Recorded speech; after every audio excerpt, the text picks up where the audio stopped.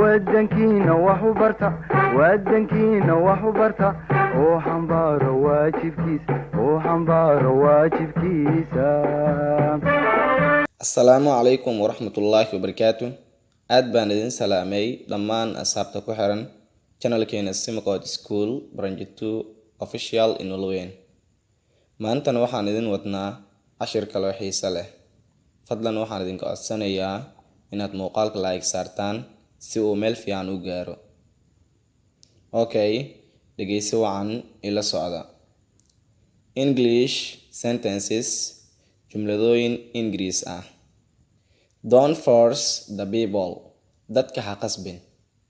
Dadka waxaysan rabin ha ku qasbin. Don't force the people. Dadka ha qasbin. No one deserves, idna uma qalanto, hard life, nolol adag. Nolol adag, idna uma qalanto inay ku noolaato. No one deserves, idna uma qalanto, hard life, nolol adag. You should be careful, waa inaad ka taxadirtaa about what you say, waxaad dhehaysid. Waxa aad adiga dhehaysid waa inaad ka taxadirtaa. You should be careful, waa inaad ka taxadirtaa about what you say, waxa aad dhehaysid. If he had missed, hadduu waayay someone to marry, qof uu guursado, what is he doing in the village?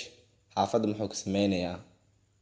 Hadduu waayay qof uu asiga guursado, xaafadda muxuu ka sameynayaa? If he had missed, hadduu waayay someone to marry, qof uu guursado, what is he doing in the village? Xaafadda muxuu ka sameynayaa? You have to find, waa inaad heshaa somebody, qof, to drive you home, uu guriga kuu wado. If you wanna leave, haddii aad rabtid inaad baxdo. Waa inaad heshaa qof guriga kuu wado haddii aad rabtid inaad baxdo. You have to find, waa inaad heshaa somebody, qof, to drive you home, uu guriga kuu wado. If you wanna leave, haddii aad rabtid inaad baxdo.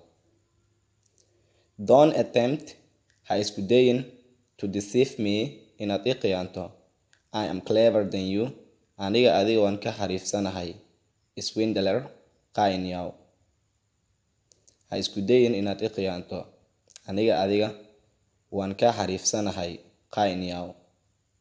Don't attempt, ha isku dayin, to deceive me, inaad i khiyaanto. I am clever than you, aniga adiga waan ka xariifsanahay. Swindler, qayn yaw. If we go early, haddii aan baxno aroortii, I am sure, waan hubaa, we will get, waxaan heli doonaa, a good seat, boos fiican. Haddii aan aroortii baxno, waan hubaa, waxaan heli doonaa, boos fiican.